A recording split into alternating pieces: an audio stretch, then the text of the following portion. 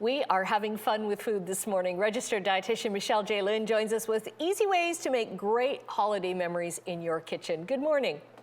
Good morning, Annette. How are you? Great to see you. I'm doing awesome. Let's raise a glass to a mocktail first of all. Yes, so after almost 2 years of pandemic life, it's time to show up 100% for the life moments that matter the most. The first recipe I have for you is a Florida orange juice cranberry mocktail, and I'll show you how to make it. All you need 100% orange juice that's highly nutritious, that has potassium, vitamin C, vitamin B6, and folate. And then I'm going to add some equal parts of sparkling water. Then I'm going to add a bit of cranberry juice and a little bit of ginger ale. That's going to go together in my mixture. I'm going to shake it up. This drink inspires wellness by keeping it both fun and also alcohol-free. Now I'm going to garnish it with some frozen cranberries that also keep the drink cold and they don't water it down, as well as some fresh rosemary to top it off. That's great, because then everybody can enjoy a glass and raise a glass, right? Oh yeah, absolutely. Everyone can enjoy a glass and raise a glass, and it's fun for all ages. Okay, this is really fun. Your little reindeer that you made. Okay, this is a reindeer snack, and it uses homegrown local Ontario ingredients. I'm going to show you how I make it. So I start with soy butter, and soy butter is a nice alternative to peanut butter because it's nut-free, so it can go into a lunchbox, no problem. Then I'm adding some chocolate chips for the eyes, and I broke some pretzels to make the antlers, and then I'm adding a nose that is a raspberry for Rudolph. Now you have to make the rest of Santa's reindeer friends. So for those ones, I use some blackberries to put it on the noses for them.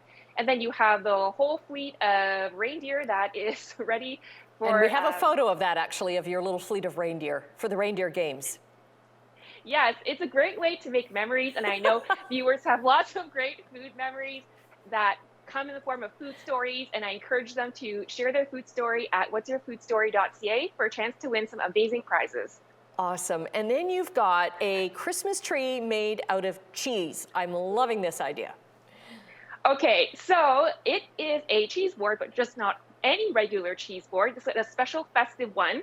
And what you do is you arrange the cheese and the grapes in a triangle shape. That's how you get a Christmas tree. It's that easy. Have the crackers on the side and the rosemary pieces, and I added some thyme behind it. That makes it more festive and fun. I found these fun toothpicks at like the dollar store that are nice and festive. Just make sure that you just put everything together, and if it doesn't look like a Christmas tree, then that's fine. You know what? Easy, entertaining idea, a lot of fun, and it's very fast to make as well. And probably fast to be eaten as well, right? So get a nice picture beforehand, before all those little hands get on the tree there. I certainly hope so. Yes, because even making these treats creates memories, right? Like I remember great memories with my grandma making, she made these cookies only at Christmas time. And that to me is a fabulous memory, a food memory for me. Yes, and it's something that sticks with you forever. And then families probably recreate their own food memories, and you pass it down, and then you show other people. So there's so much fun in making food memories and making food stories together with the people you love.